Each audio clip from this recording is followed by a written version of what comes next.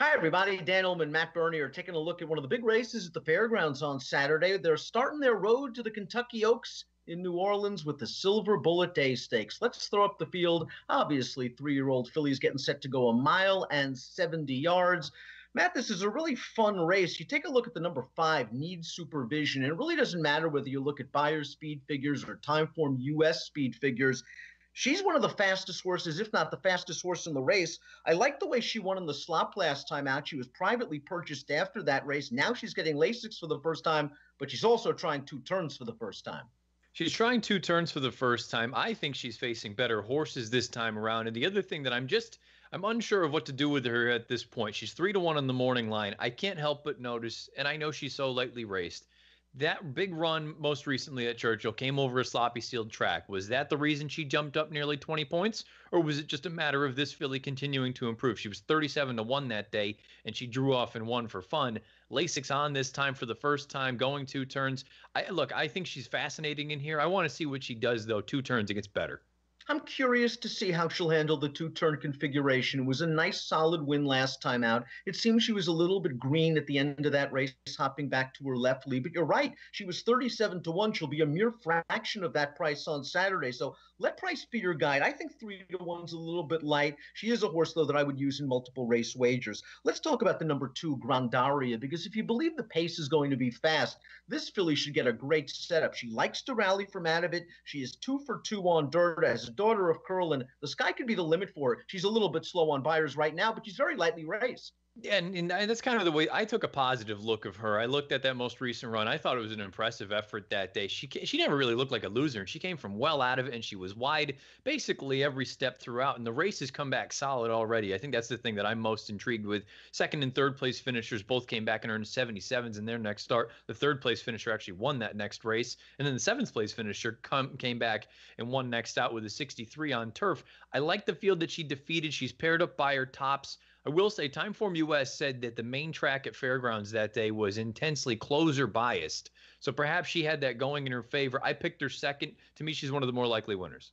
Let's look up the Timeform US pace projector for this race because the speed is expected to come from down on the rail, and that's the number 1 Fun Finder. Another filly trying 2 turns for the first time. Now, her last race at Gulfstream was a 1-turn mile. She went quick early, and she pretty much dominated a very weak field. This is a big step up in class. She does draw on advantageous posts. It'll be curious to see how far she wants to go down the road. She's a half-sister to a stakes-winning sprinter. And again, I know with the cross traffics, it's probably too early to really make a call on them. And he himself, he got out to 1 1/8, but I've always just viewed him and his progeny probably as kind of 1-turn types. You brought up the big thing that I have a problem with this filly, though.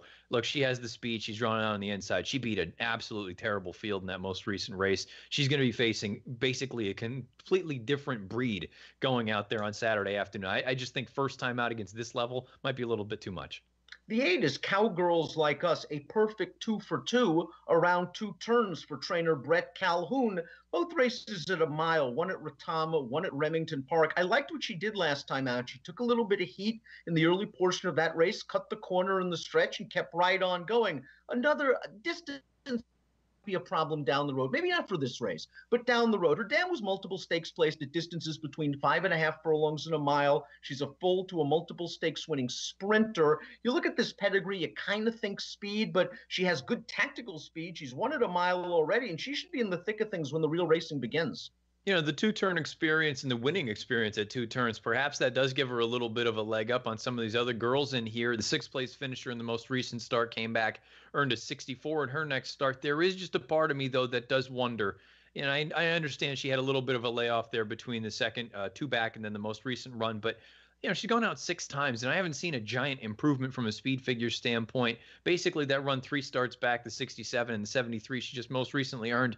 I don't know that all of a sudden we have a mid-80 buyer in her back pocket this time around on Saturday. She might need that if she's going to win this race. She does have a very strong formulator fact in her corner. Trainer Brett Calhoun over the past 5 years with 3-year-old last-out winning dirt routers, making the second start off a layoff line 38% winners and a $3.41.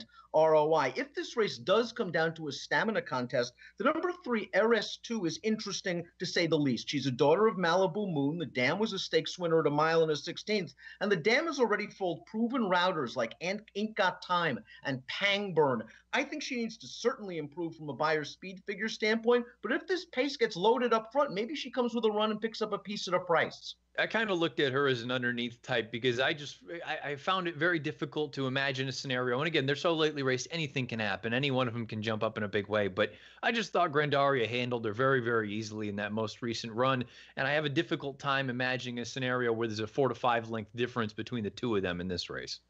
Let's take a look at our top selections for the Silverbulletday Stakes on Saturday. Matt, I'm a little bit interested in the number 4 Leora, and boy, November the 24th at Churchill Downs, it was prices galore. Not only did Need Supervision win at 37-1, but Leora stunned the field in the Grade 2 Goldenrod, beating a good filly and Restless Rider, a filly that might have been feeling the effects of a long campaign after running in the Breeders' Cup. But I like the way Leora held her off in the lane.